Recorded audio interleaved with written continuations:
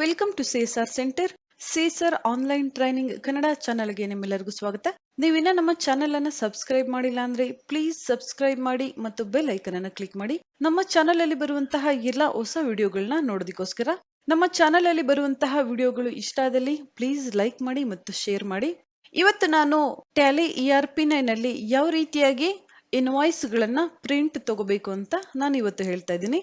ಕೆಲವು ಕಂಪನಿಗಳಲ್ಲಿ ಟ್ಯಾಲಿಯಲ್ಲಿ ನಾವು ಎಂಟ್ರಿ ಮಾಡಿ ಟ್ಯಾಲಿಯಿಂದನೇ ಡೈರೆಕ್ಟ್ ಆಗಿ ಪ್ರಿಂಟ್ ಅನ್ನ ತೆಗಿತೀವಿ.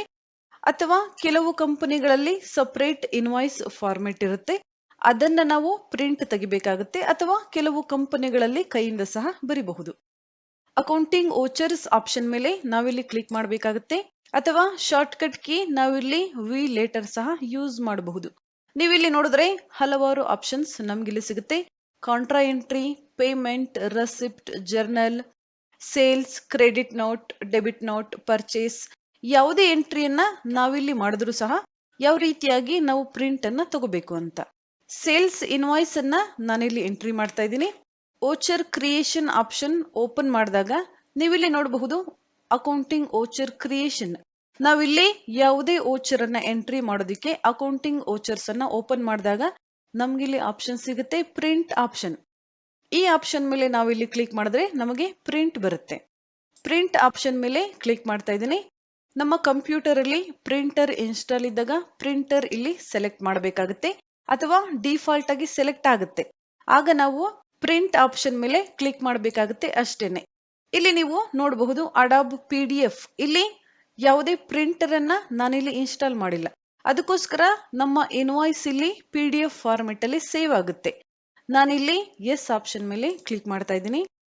ನಂತರ ಡೆಸ್ಟಿನೇಷನ್ ನಾವಿಲ್ಲಿ ಸೆಲೆಕ್ಟ್ ಮಾಡಬೇಕಾಗುತ್ತೆ. ಡೆಸ್ಕ್ಟಾಪ್ ನಾನಿಲ್ಲಿ ಸೆಲೆಕ್ಟ್ ಮಾಡ್ತಾ ಇದ್ದೀನಿ. ನಂತರ ಓಕೆ. PDF ಫೈಲ್ ಈಗ ಕ್ರಿಯೇಟ್ ಆಗ್ತಾ ಇದೆ, ನೀವಿಲ್ಲಿ ನೋಡ್ತಾ ಇರಬಹುದು. ನೀವಿಲ್ಲಿ ನೋಡಬಹುದು PDF ಫೈಲ್ ಇಲ್ಲಿ ಕ್ರಿಯೇಟ್ ಆಗಿ ಓಪನ್ ಆಗಿದೆ. ನಮ್ಮ ಕಂಪನಿಯ ನೇಮ್ ನಮ್ಗಿಲ್ಲಿ ಬರುತ್ತೆ, ಸೇಸರ್ ಸೆಂಟರ್ ಯೂನಿಟ್ 1 ಬೈಯರ್ಸ್ ಡೀಟೇಲ್ಸ್. ನಾನಿಲ್ಲಿ ಯಾವುದೇ ಎಂಟ್ರಿಯನ್ನ ಮಾಡಿಲ್ಲ, ಅದಕ್ಕೋಸ್ಕರ ಇಲ್ಲಿ ಬ್ಲಾಂಕ್ ಇದೆ, ಯಾವುದೇ ಡೀಟೇಲ್ಸ್ ಇಲ್ಲಿ ತೋರಿಸ್ತಾ ಇಲ್ಲ. ಇನ್ವಾಯ್ಸ್ ನಂಬರ್ ಇರಬಹುದು, date, delivery challan note, terms of payment, supplier reference number, ಯಾವುದೇ ಡೀಟೇಲ್ಸ್ ಇಲ್ಲಿ ತೋರಿಸ್ತಾ ಇಲ್ಲ. ನೀವು ನೋಡಬಹುದು ಇನ್ವಾಯ್ಸ್ ಫಾರ್ಮೆಟ್ ಮಾತ್ರ ನಮ್ಗಿಲ್ಲಿ ತೋರಿಸ್ತಾ ಇದೆ. Description of goods, HSN number, quantity, rate per value, discount, ಯಾವುದೇ ಡೀಟೇಲ್ಸ್ ಅನ್ನ ನಮ್ಗಿಲ್ಲಿ ತೋರಿಸ್ತಾ ಇಲ್ಲ. ನಾವೀಗ ಡೀಟೇಲ್ಸ್ ಅನ್ನ ಎಂಟ್ರಿ ಮಾಡಿ ನೋಡೋಣ, ನಂತರ ಯಾವ ರೀತಿಯಾಗಿ ಪ್ರಿಂಟ್ ಇಲ್ಲಿ ಬರುತ್ತೆ ಅಂತ. ಸಪ್ಲೈಯರ್ ಇನ್ವಾಯ್ಸ್ ನಂಬರ್ ನಾವಿಲ್ಲಿ ಎಂಟ್ರಿ ಮಾಡಬೇಕಾಗುತ್ತೆ. 0025 ನಾನಿಲ್ಲಿ ಇನ್ವಾಯ್ಸ್ ನಂಬರ್ ಅನ್ನ ಎಂಟ್ರಿ ಮಾಡ್ತಾ ಇದ್ದೀನಿ. ಪಾರ್ಟಿ ಅಕೌಂಟ್ ನೇಮ್ ಅನ್ನ ನಾವಿಲ್ಲಿ ಸೆಲೆಕ್ಟ್ ಮಾಡಬೇಕಾಗುತ್ತೆ. ಸೇಲ್ಸ್ ಕಸ್ಟಮರ್, ಸನ್ರಿ ಡೆಬಿಟರ್ಸ್ ನಾವಿಲ್ಲಿ ಸೆಲೆಕ್ಟ್ ಮಾಡಬೇಕಾಗುತ್ತೆ. ನಾನಿಲ್ಲಿ ಸೆಲೆಕ್ಟ್ ಮಾಡ್ತಾ ಇದ್ದೀನಿ ರಾಜ್ ಕಂಪ್ಯೂಟರ್ಸ್. ಅವರಿಗೆ ನಾವಿಲ್ಲಿ ಕಂಪ್ಯೂಟರ್ ನ ಸೇಲ್ ಮಾಡಬೇಕಾಗಿದೆ.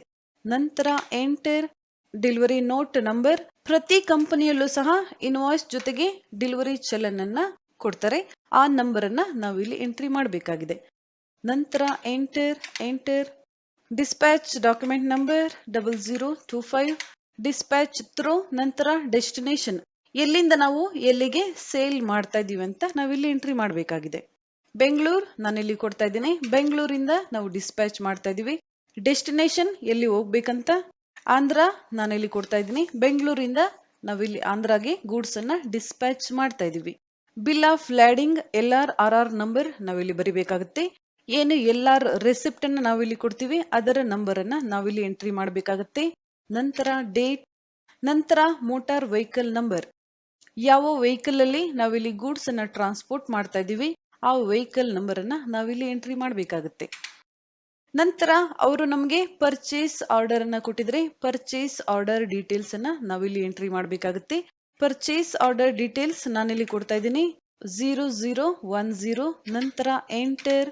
Mode terms of payment, DD ಅಥವಾ ಚೆಕ್ ನೀವಿಲ್ಲಿ ಬರಿಬೇಕಾಗುತ್ತೆ. DD ನಾನಿಲ್ಲಿ ಬರಿತಾ ಇದ್ದೀನಿ.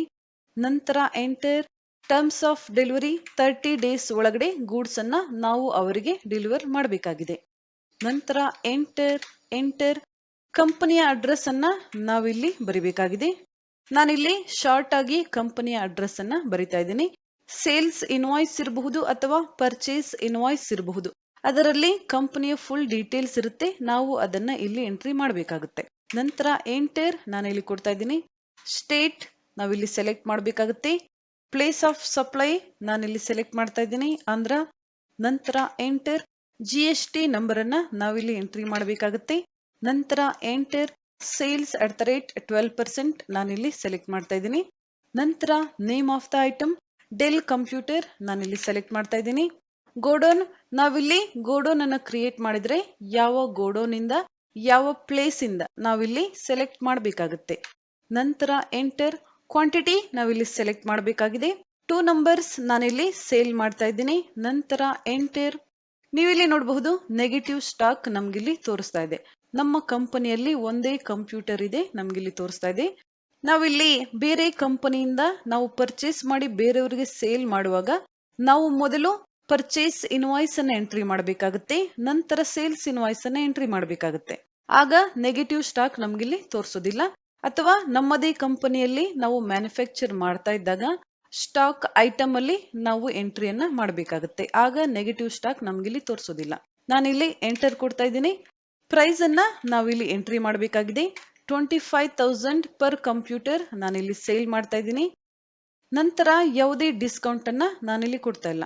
ಅಮೌಂಟ್ 50,000 ಆಗಿದೆ, ನೀವಿಲ್ಲಿ ನೋಡಬಹುದು 2 ಕಂಪ್ಯೂಟರ್ಸ್ ಇಂದ. ನಂತರ ಎಂಟರ್. ನೀವಿಲ್ಲಿ ನೋಡಬಹುದು del computer quantity 2 numbers rate 25,000 rupees per computer, total amount 50,000 rupees. ನಂತರ ಎಂಟರ್. ಇನ್ನೊಂದು ಪ್ರಾಡಕ್ಟ್ ಅನ್ನ ನಾವಿಲ್ಲಿ ಸೇಲ್ ಮಾಡ್ತಾ ಇದ್ದಾಗ ಇಲ್ಲಿ ನಾವು ಎಂಟ್ರಿಯನ್ನ ಮಾಡಬಹುದು. ನಂತರ ನಾನಿಲ್ಲಿ ಒಂದೇ ಪ್ರಾಡಕ್ಟ್ ಅನ್ನ ಸೇಲ್ ಮಾಡ್ತಾ ಇದ್ದೀನಿ, ಅದಕ್ಕೋಸ್ಕರ ನಾನಿಲ್ಲಿ ಇನ್ನೊಂದು ಎಂಟರ್ ಅನ್ನ ಮಾಡ್ತಾ ಇದ್ದೀನಿ. ಈಗ ನಾವು ಟ್ಯಾಕ್ಸ್ ಅನ್ನ ಸೆಲೆಕ್ಟ್ ಮಾಡಬೇಕಾಗುತ್ತೆ. IGST ಇರೋದ್ರಿಂದ ಔಟ್ಪುಟ್ IGST 12% ನಾವಿಲ್ಲಿ ಸೆಲೆಕ್ಟ್ ಮಾಡಬೇಕಾಗುತ್ತೆ. IGST ಸೇಲ್ಸ್ ಅಥವಾ ಪರ್ಚೇಸ್ ಇದ್ದಾಗ ಒಂದೇ ಟ್ಯಾಕ್ಸ್ ಇಲ್ಲಿ ನಾವು ಎಂಟ್ರಿ ಮಾಡಬೇಕಾಗುತ್ತೆ. ನಂತರ ಟ್ಯಾಕ್ಸ್ ಇಲ್ಲಿ ಕ್ಯಾಲ್ಕುಲೇಟ್ ಆಗಿಲ್ಲ, ಕ್ಯಾಲ್ಕುಲೇಟರ್ ಆಪ್ಷನ್ ನಮ್ಗಿಲ್ಲಿ ಸಿಗುತ್ತೆ. ಕಂಟ್ರೋಲ್ ಏನ್ ಶಾರ್ಟ್ಕಟ್ ಕೀಯನ್ನ ಯೂಸ್ ಮಾಡಿದ್ರೆ ಕ್ಯಾಲ್ಕುಲೇಟರ್ ಆಪ್ಷನ್ ನಮ್ಗಿಲ್ಲಿ ಬರುತ್ತೆ.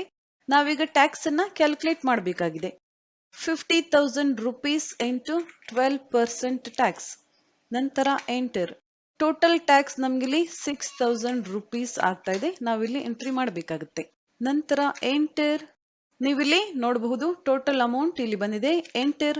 ನರೇಷನ್ ನಾವಿಲ್ಲಿ ಬರಿಬೇಕಾಗುತ್ತೆ. ಯಾವ ಕಂಪನಿಯಿಂದ ಯಾವ ಕಂಪನಿಗೆ ಸೇಲ್ ಆಗ್ತಾ ಇದೆ, ಈ ರೀತಿಯಾಗಿ ನಾವು ನರೇಷನ್ ಅನ್ನ ಬರಿಬೇಕಾಗುತ್ತೆ. ನಂತರ ಎಂಟರ್.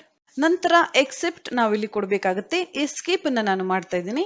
ನಂತರ ಈಗ ನಾವು ಈ ಕಾಪಿಯನ್ನ ಪ್ರಿಂಟ್ ತಗೊಳ್ಳೋಣ. ಪ್ರಿಂಟ್ ಆಪ್ಷನ್ ಮೇಲೆ ಕ್ಲಿಕ್ ಮಾಡ್ತಾ ಇದ್ದೀನಿ.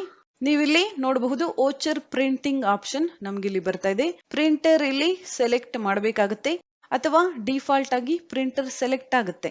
ನಂತರ ನಾವು ಎಸ್ ಆಪ್ಷನ್ ಮೇಲೆ ಕ್ಲಿಕ್ ಮಾಡಬೇಕಾಗುತ್ತೆ. ನಂತರ ಡೆಸ್ಟಿನೇಷನ್ ನಾವಿಲ್ಲಿ ಸೇವ್ ಮಾಡಬೇಕಾಗುತ್ತೆ. ಸೇವ್ ಆಪ್ಷನ್ ಮೇಲೆ ಕ್ಲಿಕ್ ಮಾಡ್ತಾ ಇದ್ದೀನಿ.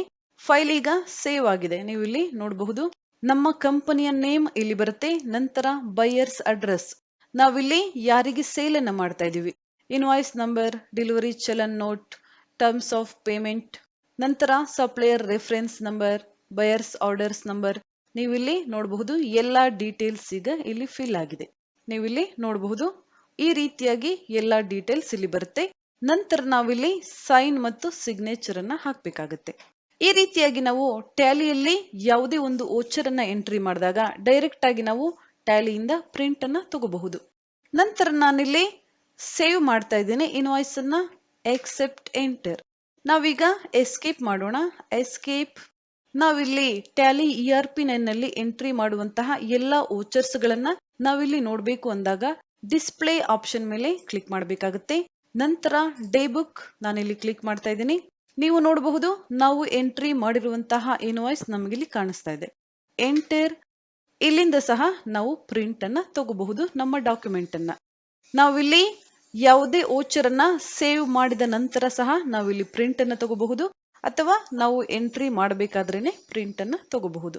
ಪ್ರಿಂಟ್ ಆಪ್ಷನ್ ನಮ್ಗಿಲ್ಲಿ ಸಿಗುತ್ತೆ. ನಂತರ ಎಸ್ ಆಪ್ಷನ್ ಮೇಲೆ ಕ್ಲಿಕ್ ಮಾಡಬೇಕಾಗುತ್ತೆ. ಸೇವ್. ಫೈಲ್ ನೇಮ್ ಅನ್ನ ನಾವಿಲ್ಲಿ ಕೊಡಬೇಕು. ನಂತರ ಸೇವ್. ಫೈಲ್ ಈಗ ಸೇವ್ ಆಗಿದೆ. ಪ್ರಿಂಟರ್ ಇದ್ದಾಗ ಇನ್ವಾಯ್ಸ್ ಅಲ್ಲಿ ಪ್ರಿಂಟ್ ಬರುತ್ತೆ. ನೀವು ಇಲ್ಲಿ ನೋಡ್ತಾ ಇರಬಹುದು ಇನ್ವಾಯ್ಸ್ ಯಾವ ರೀತಿಯಾಗಿ ಬಂದಿದೆ ಅಂತ. ಈ ರೀತಿಯಾಗಿ ನಾವು ಟ್ಯಾಲಿ ERP9 ನಲ್ಲಿ ಯಾವುದೇ ಒಂದು ವೋಚರ್ ಅನ್ನ ತುಂಬಾ ಸುಲಭವಾಗಿ ಪ್ರಿಂಟ್ ಅನ್ನ ತಗೋಬಹುದು.